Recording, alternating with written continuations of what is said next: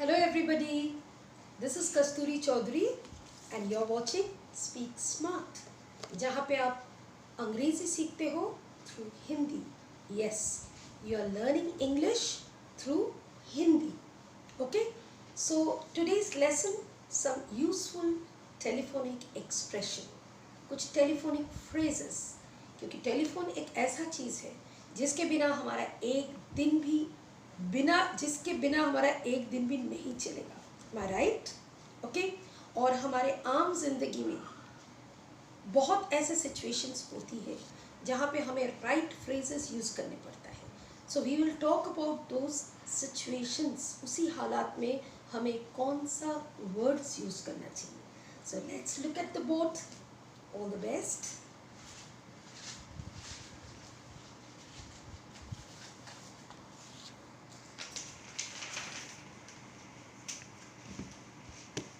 So let's get started. Now there are different situations. हालात ऐसी होती है, कभी हमारा नेटवर्क पुअर रहता है, कभी हमारा बैटरी डाउन, लो बैटरी, कभी हम बहुत बिजी रहते हैं और हमारे लिए पॉसिबल नहीं होता है किसी के साथ हम बात करें, और कभी हमें अचानक फ़ोन स्टॉप करने पड़ता है. वी हैव टू से गुड बाय, या कभी कॉन्फ्रेंस कॉल में हम रहते हैं तो हमें बातचीत करने पड़ता है, किसी को एडप्ट करना पड़ता है. तो ये सब बहुत सिचुएशंस होती है. तो क्यों ना हम इसके बारे में थोड़ा बातचीत करें. चलो, पहला जो सिचुएशन है बैड नेटवर्क. तो जब भी बैड नेटवर्क होता है, नेटवर्क कंजेशन होता है, तो हमें थोड़ा सा बात आगे बढ़ने से पहले हमें सामने वाले को थोड़ा क्लियर बोलना चाहिए कि your voice is breaking, your voice is jarring. Jarring is a smart word. It is also a slang word, modern word. तो आप बोल सकते हो your voice is breaking, your voice is jarring, your voice is echoing. तो ये सब words का meaning तो आपको समझने में आ रहा है, क्योंकि आपका वो शब्द जो आप सुन रहे हो वो थोड़ा बहुत आपको सुनाई दे रहा है, थोड़ा बहुत नहीं दे रहा है. तो आप इसको ऐसे भी बोल सकते हो, I can hear you in bits and pieces. I repeat, मैं repeat कर रही हूँ, I can hear you in bits and pieces.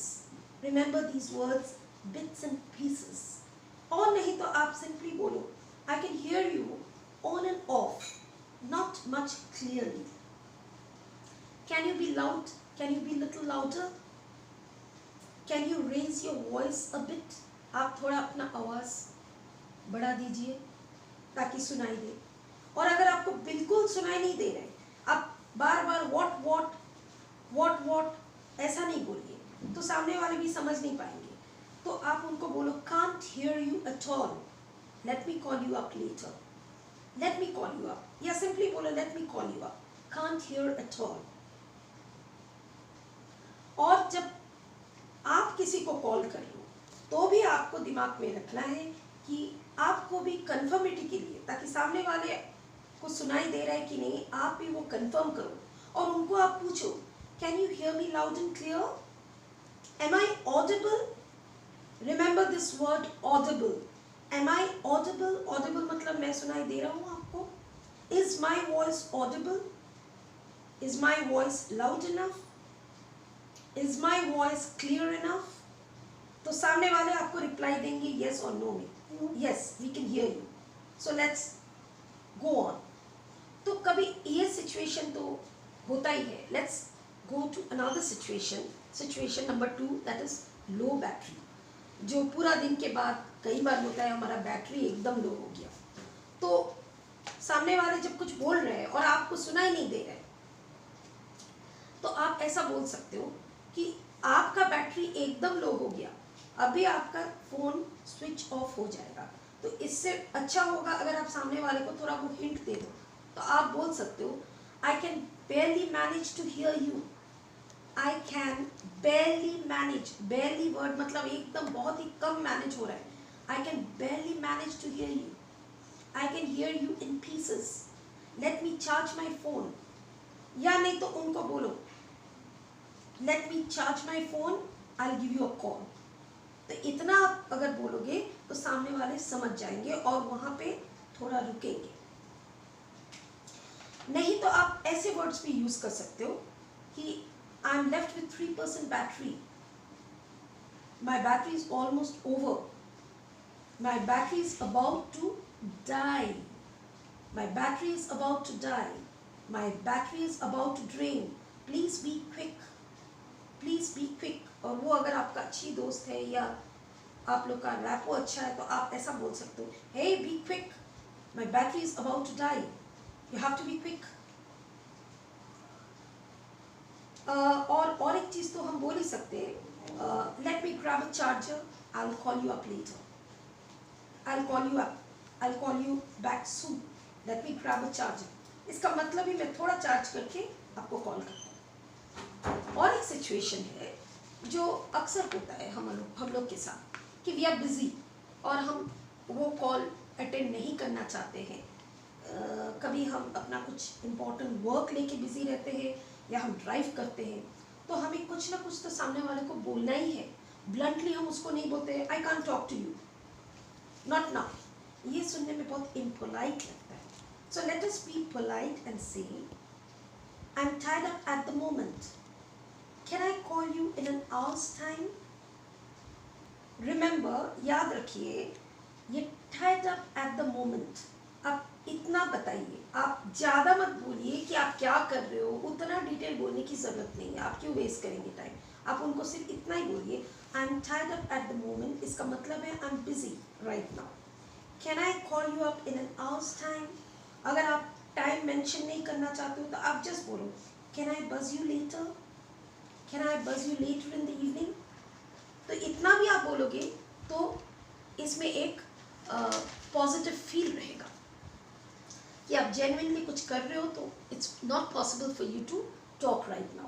और अगर आप ड्राइविंग कर रहे हो तो आप तो इतना बोल ही सकते हो, I won't be able to have a long chat with you, let me reach office और let me reach home, then I give you a call.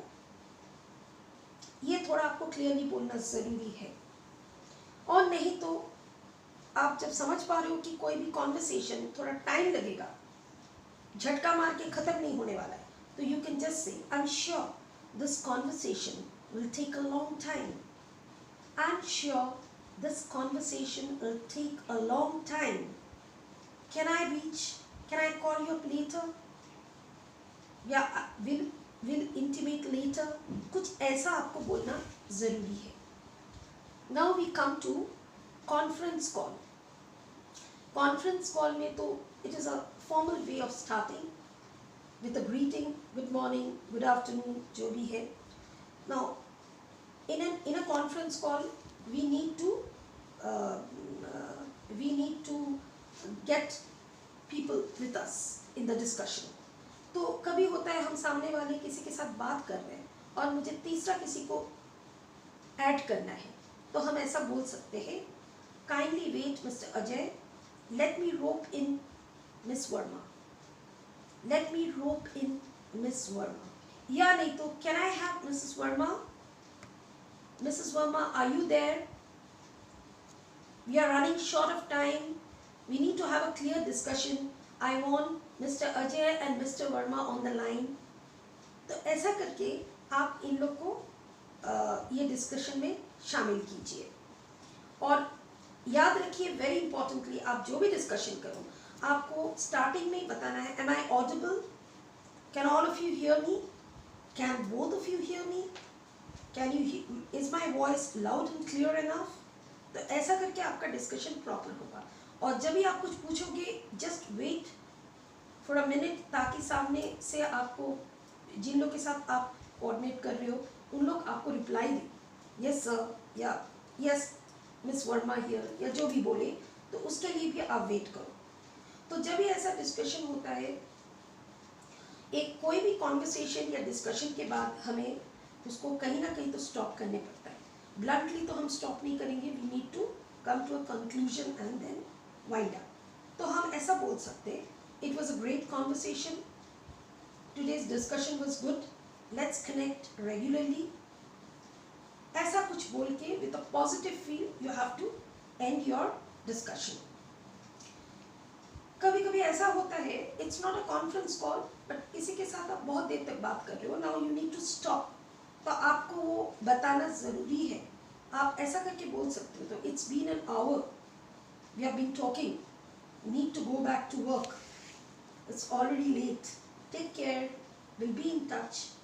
तो ये आप याद रखो कि इट्स बीन एन आवर या it's a long time we have been talking, now we need to get back to work, take care, be in touch. या अगर आपका वो जिगरी दोस्त तो आप उसको आसानी से बोल सकते हो, need to hang up now buddy, let's continue with our work, will call up soon, ऐसा कुछ बोलो।